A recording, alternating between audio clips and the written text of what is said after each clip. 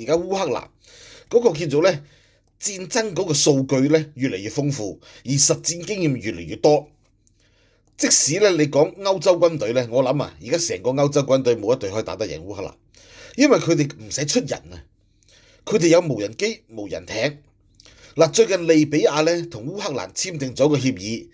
就係提供烏克蘭咧俾佢喺呢個地中海啊發動攻擊，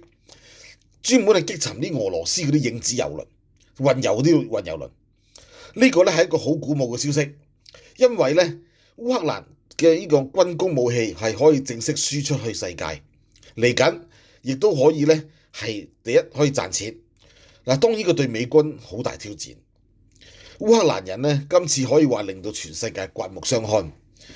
調翻轉頭啦，如果以往美國咧唔係好似特朗普咁樣處處迫害、處處要佢投降咧，可能都冇辦法逼到烏克蘭人行到呢一步。